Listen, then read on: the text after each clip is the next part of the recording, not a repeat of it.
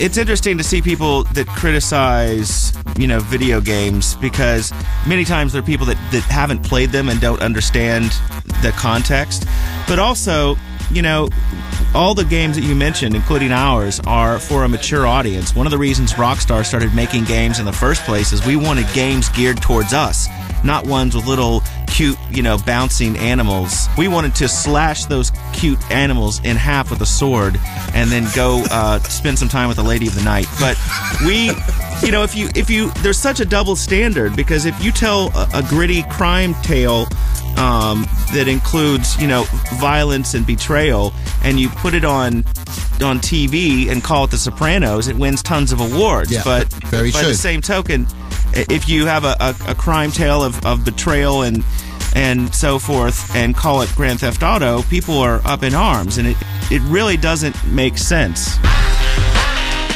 Has the game enhanced your radio career outside of the gaming industry? Yeah, it's quite cool. We get a lot of email from radio people in the United States that love how we make fun of how crap radio is here. But I have to say, when I came over and met with you guys earlier this year, I've never seen people so tuned into games. Like, you go into radio stations here in the United States and they're like, oh yeah, we like to play games and so forth. But the guys in the UK take it to a whole new level. Like, when I sit down with you guys, I just met you, and you're talking about exact quotes from games that came out 7 years ago. I was like, these people are no messing around. So I started asking people, like, what? The gamers in the UK are intense. I said, they put people in the United States to shame. They said, because you have 5 days of sunshine. Yeah. So we are in the house playing games non-stop. We don't have a life, Lazlow. I'm to the point now where I play so many games, I turned off my cable. Like, I don't even watch TV anymore. Oh, wow. That's deep. I was going to say, is there any pressure on you? Because you are quite edgy. Is there any pressure on you to become even more nasty the more episodes you make? No, there's no pressure. It's quite easy to become Since you let your hair down, really, isn't it? My character and the other characters in the game reflect that environment. So in Grand Theft Auto 4, you had this sort of gritty crime tale of an immigrant who first comes to New York. And then in The Lost and Damned, you've got an even darker tale of a motorcycle gang in New York. And so we try to sort of tailor the media and things to fit in that world. But it's also quite easy to spoof. American media it's a lot of fun to spoof, because in many ways it's so bad. And so we have to keep going a bit more over the top, because sometimes when you read the newspaper in the United States or you turn on the TV, you do feel like it's fake, like it's in a game or something, because it's gotten so ridiculous. Can you see GTA ever becoming a movie at all? Because, we've seen, people possibly writing scripts for Gears of War and so on and so forth. Well, we get that question a lot, and we've had major movie studios approach us. And how much money have they offered, Lazlow? Yeah, come on, Lazlow, spill the beans. Well, let's be honest. If it were up to me, I would sell out for £2,000. I am a cheap date.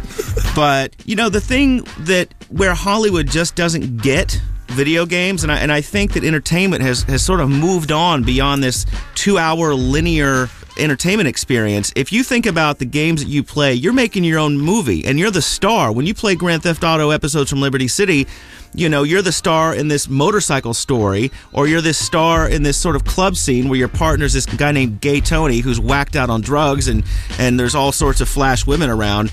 To try to take the Grand Theft Auto experience and make it a 2-hour movie, people are going to be disappointed. Me and T, we were sitting down talking, and we thought someone like Tarantino could, because there's so many different stories to Liberty City, maybe someone like Quentin could do it a bit of justice. Yeah, I think, now that you mention it, he's probably the only one that could do it justice, because he does have that sort of dark, edgy component to him. But the other thing is, we're not convinced that we'd have complete control over it, because between Rockstar New York and Rockstar in Scotland, we make Grand Theft Auto what it is. As soon as you bring some knucklehead from Hollywood in, dude, they ruin everything.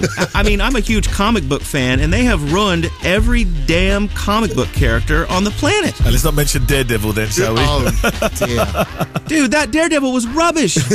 But we're not convinced that we would trust those fools on the West Coast. You can make your own movie, when you're playing as Nico, you're playing as Luis in this new game. It is a cinematic experience now. The game looks so good, the graphics are so good. and you have this storyline that's wrapped around you where you're listening to the radio and the news is reporting on something that you did. So it makes it this completely immersive world, and you're just not going to get that from a movie. I say patooey to movies. So listen, your in-game persona is very similar to your real-life persona. Lazlow, the character in the game, is known for being very, very edgy and a bit rude. Yeah, and the other thing, my writing partner, Dan Houser, is, of course, British, and so the way we sort of get at each other is I write in the script nasty things about people in the UK, and he writes in the script nasty things about Americans.